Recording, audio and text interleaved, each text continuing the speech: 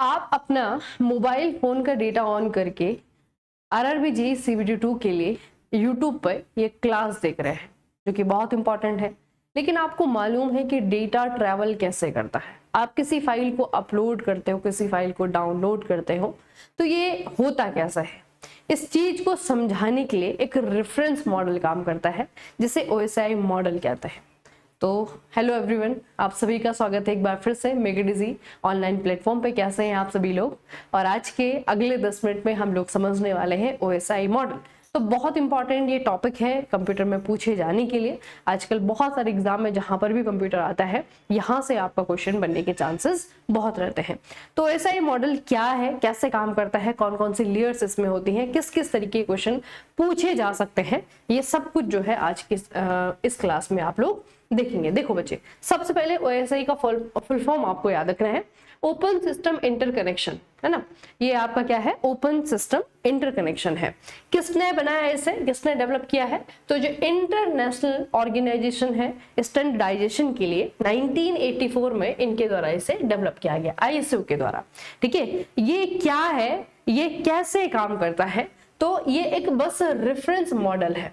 ठीक है, ये एक रेफरेंस मॉडल है जो कि आपको ये समझाता है कि आपका जो डेटा है वो ट्रैवल कैसे करता है एक नेटवर्क में। क्योंकि इंटरनेट क्या है? ये एक जाल है। इसके अंदर क्या चीज हो रही है? डेटा को एक जगह से दूसरी जगह ट्रांसफर किया जा रहा है, डेटा ट्रैवल कर रहा है। तो डेटा ट्रैवल कैसे करता है उसे समझाने के लिए जो है आपका ये रेफरेंस मॉडल बच्चे आपके लिए है। इसमें टोटल 7 लेयर्स होती हैं। लेयर्स में समझाया जाता है कि पहली लेयर ये है, दूसरी ये है, तो टोटल जो है आपके 7 लेयर्स होती हैं। इन्हीं लेयर्स को हमें समझना है, यही लेयर्स जो है एग्जाम में पूछी जाती हैं। ठीक है, तो ये याद रखना कि एक कंप्यूटर से दूसरे कंप्यूटर तक जो डेटा फ्लो करता है, डेटा का संचार होता है, ट्रांसफर होता है, वो कैसे काम करता है वो बच्चे आपका इस रेफरेंस के जरिए, इस रेफरेंस मॉडल के जरिए समझाया जाता है। ठीक है, ये आपको याद रखना है। चलिए, अब 7 लेयर्स हैं, तो 7 में बच्चे आपके कौन कौन से लेयर हैं? ओएसआई की जो लेयर्स होती है उनको हमेशा, पहली बात तो आपको याद रखना है कि ये हमेशा क्या होती है, ऊपर नीचे से जो है आपको ऊपर की तरफ इनको गिना जाता है ना। तो सबसे नीचे जो लेयर होती है लेयर 1, ये फिजिकल लेयर होती है। फिर लेयर 2 है डेटा लिंक लेयर होती है। फिर उसके बाद में लेयर 3 है नेटवर्क लेयर, 4 है transport layer, session layer, presentation layer और एप्लीकेशन लेयर। तो टोटल आपकी कितनी लेयर्स होती है? 7 लेयर्स होती है। सातों लेयर्स की आपको नाम याद रखना है। ठीक है, नाम याद रखिएगा बच्चे, इनका सबका नाम याद रखिएगा। और नाम याद रखने के लिए जो है आपकी एक ट्रिक भी है, आप चाहे तो इससे भी याद रख सकते हो। देखो, please do not throw sauces pizza away. ठीक है, please do not throw sauces pizza away, ये जो है इसकी ट्रिक है। बेसिकली हर लेयर का जो पहला लेटर है वो जो है यहाँ पे इस्तेमाल हुआ है। ठीक है, ये आपका PDNTSPA। ठीक है, ये आपकी क्या है? Physical layer, data link layer, network, transport, session, presentation और एप्लीकेशन। तो टोटल आपके 7 लेयर्स होती हैं। इनका नाम भी आपको क्रोनोलॉजिकल ऑर्डर में याद रखना है, मतलब कि नीचे से ऊपर की तरफ आपको याद रखना है। अब बात करते हैं कि करके इन लेयर्स की। सबसे पहले बच्चे आपकी फिजिकल लेयर आती है। बेसिकली ये हार्डवेयर है। ठीक है, हार्डवेयर से जो आपका जाल बनाया जाता है, जो लेयर क्रिएट की जाती है, इस वाली लेयर को जो है आपका फिजिकल लेयर कहा जाता है। इसका काम क्या है? डिवाइसेस के बीच में भौतिक कनेक्शन बनाना। ठीक है, जो फिजिकल कनेक्शन बनता है वो यहाँ पे बनाया जाता है। डेटा को इलेक्ट्रिकल या फिर लाइट सिग्नल में, ऑप्टिकल सिग्नल में या फिर इलेक्ट्रिकल सिग्नल में यहाँ पर कन्वर्ट किया जाता है। तो यहाँ पे इस कन्वर्जन के लिए किसका इस्तेमाल होता है? खूब सारी केबल्स का इस्तेमाल होता है। ठीक है, तो याद रखना ओएसआई मॉडल की जो पहली लेयर है बच्चे, यहाँ पर हब का इस्तेमाल, रिपीटर का इस्तेमाल, ठीक है, केबल्स जो आपके इस्तेमाल होती है, कोएक्सियल केबल्स होती हैं, फाइबर ऑप्टिकल केबल्स होती हैं, इन सब का इस्तेमाल जो है आपका इस डेटा, इस नेटवर्क को जो है आपका बनाने के लिए किया जाता है। तो यहाँ पे आपको याद रखना है, एक तो ये याद रखना है कि कौन कौन से नेटवर्किंग डिवाइसेस इस्तेमाल होते हैं। तो यहाँ पे आपका हब का इस्तेमाल होता है, रिपीटर का इस्तेमाल भी यहीं पे होता है। ठीक है, खूब सारी जो है आपकी केबल्स का इस्तेमाल किया जाता है डेटा को जो है इलेक्ट्रिकल सिग्नल में या फिर ऑप्टिकल सिग्नल में कन्वर्ट करने के लिए, ये भी आपको याद रखना है। और सबसे इंपॉर्टेंट चीज है बच्चे डेटा यूनिट। तो जो सबसे निचली लेयर है, फिजिकल लेयर है, यहाँ पर जो डेटा का यूनिट है उसको मेजर करने के लिए हम जिस यूनिट का इस्तेमाल करते हैं वो है आपका बिट्स। ठीक है, यानी कि 0 या फिर 1, ये जो है आपका डेटा इस तरीके से यहाँ पे मेजर किया जाता है। तो रिपीटर्स होते हैं आपके यहाँ पे, ठीक है, इथरनेट के हब्स होते हैं यहाँ पे, और यहाँ से जो है आपका फिजिकल लेयर ऐसे बनाया जाता है। उसके बाद में आता है बच्चे आपका data link layer, DLL, node to node delivery layer भी इसे कहा जाता है, नॉट टू नॉट डिलीवरी। देखो अब इसमें होता क्या है बच्चे, ये फिजिकल एड्रेस यहाँ पे आपका क्या होता है, जो दो डिवाइसेस एक दूसरे के बीच में हमने क्या किया, फिजिकल लेयर में दो डिवाइसेस को आपस में जोड़ दिया। जो दो उपकरण है जो कि एक दूसरे से जुड़े हुए हैं, उनके बीच में जो डेटा ट्रांसफर होता है उसको जो है हमने बिना किसी एरर के ट्रांसफर करना है। एक तो ये जो है इसका टास्क होता है बिना किसी एरर को डेटा को ट्रांसफर करना है, और दूसरा ये डेटा को ट्रांसफर करने के लिए मैक एड्रेस का काम करता है ना बच्चे। ये वैसे ही है जैसे कि आपका पोस्टमैन जाता है चिट्ठी लेकर के और उसी के घर जाएगा जिसका कि चिट्ठी में एड्रेस है, अगर कहीं और जाएगा तो वो गलत ट्रांसफर हो गया। तो ये चीज भी आपकी यहाँ पे होती है कि बिना किसी गलती के हमें अपने पोस्टमैन को सही एड्रेस पे भेजना है। तो जिस एड्रेस का इस्तेमाल किया जाता है डेटा को सही जगह भेजने के लिए और डेटा सही जगह रिसीव हो जाए, उसे जो है आपका मैक एड्रेस कहा जाता है, ठीक है। तो ये हो गया आपका DLL, डेटा लिंक लेयर, ठीक है। यहाँ पे आपका मैक एड्रेस का इस्तेमाल होता है। यहाँ पे जो डेटा यूनिट्स होती हैं उन्हें जो है आपका फ्रेम्स कहा जाता है, और जो नेटवर्किंग डिवाइसेस यहाँ पे इस्तेमाल होते हैं वो आपके स्विचेस होते हैं और दूसरे आपके ब्रिजेस होते हैं। नेटवर्क इंटरफेस कार्ड भी आपका यहाँ पे इस्तेमाल होता है, ठीक है। तो ये बच्चे आपके क्या है, देखो यहाँ पे आपको दिख रहा होगा स्विच का इस्तेमाल हो रहा है, ठीक है। ये आपके स्विच हो गए है ना, ये आपके ब्रिज हो गए। तो इस तरीके के जो आपके नेटवर्किंग डिवाइसेस हैं वो यहाँ पे इस्तेमाल होती हैं डेटा लिंक लेयर में। उसके बाद में आता है आपका नेटवर्किंग लेयर। देखो इसका काम क्या है, ये आपका सोर्स से डेस्टिनेशन तक डेटा को रूट करने का मतलब कि रास्ता दिखाने का काम करता है। ये IP एड्रेस का इस्तेमाल करता है। अब इंटरनेट पर जितनी भी डिवाइसेस आपके हैं ना, ये इंटरनेट पर जब भी किसी डिवाइस को आप इंटरनेट से कनेक्ट करते हो तो उसका जो है अपना एक IP एड्रेस होता है, ठीक है। उसका क्या होता है, अपना एक IP एड्रेस होता है। तो IP एड्रेस का इस्तेमाल जो है यहाँ पे किया जाता है, तब जाकर के जो है आपका नेटवर्क क्रिएट किया जाता है। तो responsible for routing data from the source to the destination network, जहां से डेटा को जाना है, जहां को जाना है, ये रूट क्रिएट करने का काम जो है आपका नेटवर्क लेयर में किया जाता है। यहाँ पे जो डेटा की यूनिट है वो है आपके पैकेट्स, ठीक है। मतलब कि डेटा को एक जगह से दूसरी जगह जो है आपका रूट करवाया जा रहा है पैकेट्स के फॉर्म में। यहाँ पे राउटर काम करता है, ठीक है। यहाँ पे जो है आपका बच्चे लेयर 3 के स्विचेस भी काम करते हैं, ठीक है। ये भी थोड़ा सा याद रखो कि नेटवर्क की जो आपकी लेयर होती है वहां पर आपके स्विचेस भी काम करते हैं, ठीक है।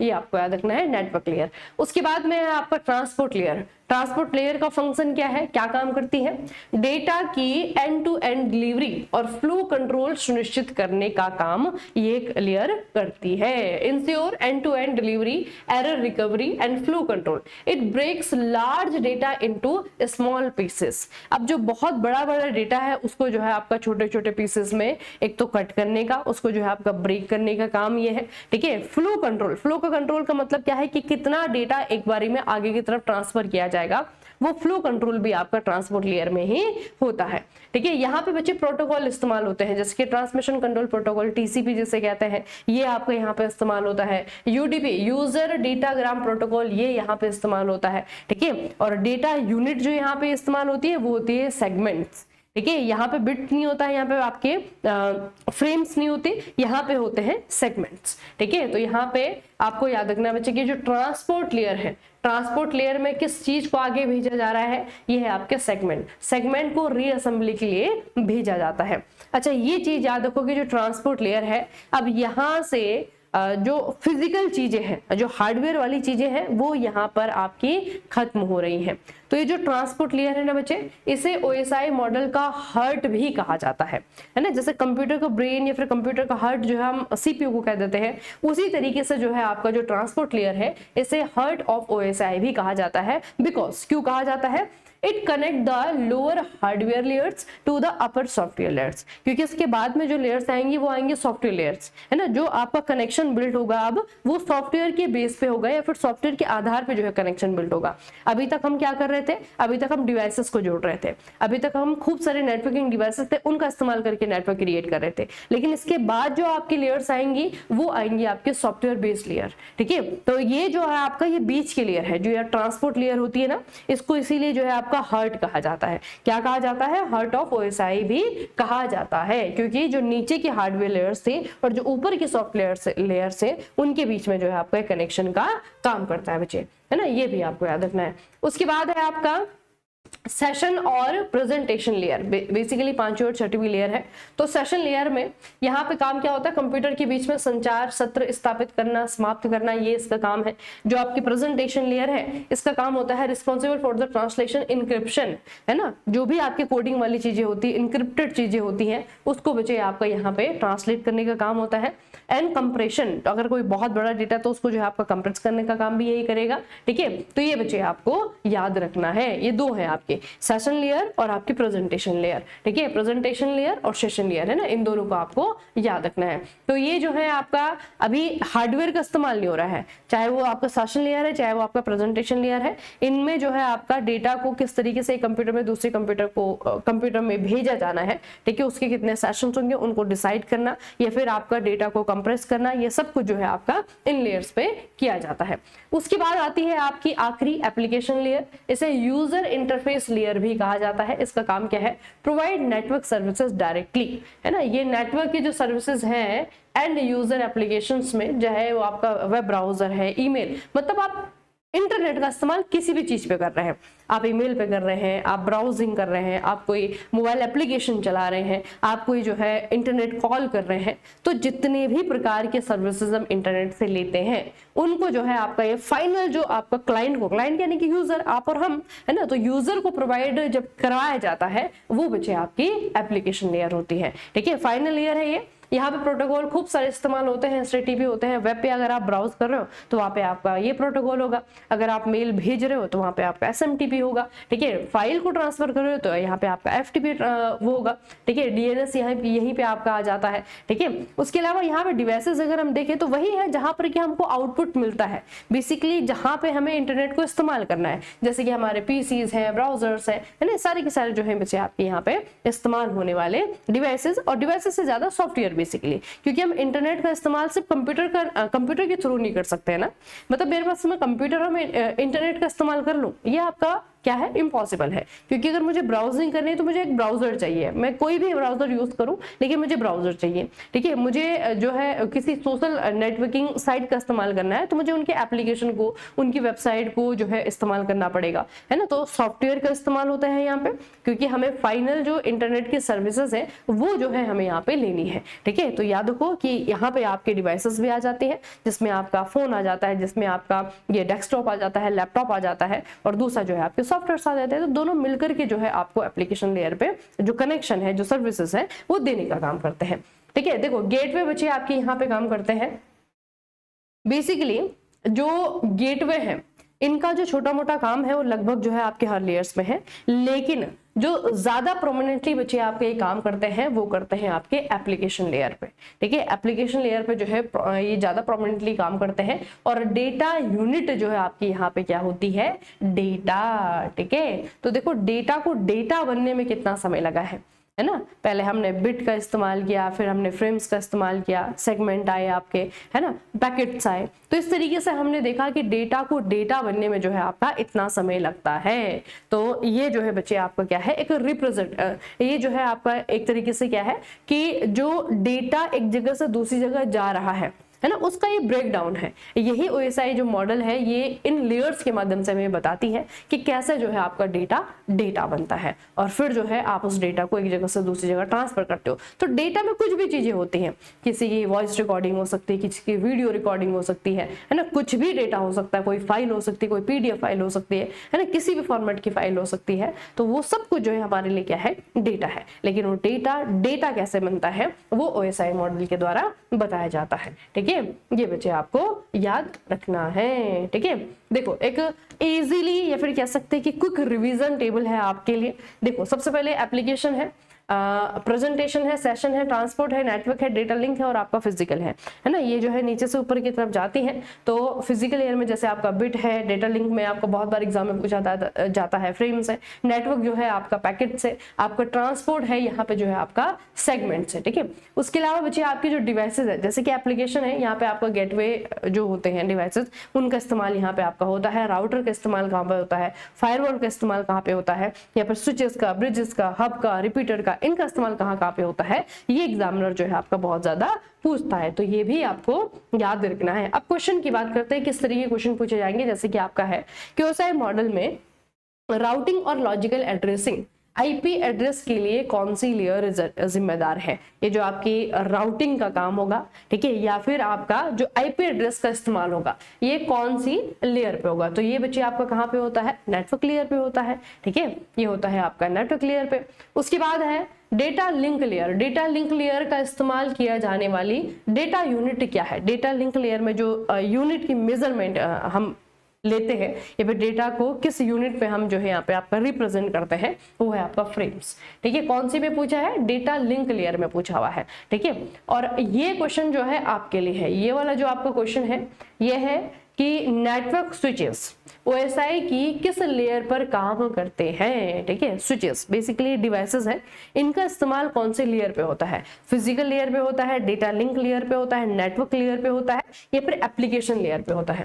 ठीक है, तो ये आंसर आप लोग मुझे बताएंगे कौन से लेयर पे इसका इस्तेमाल होता है।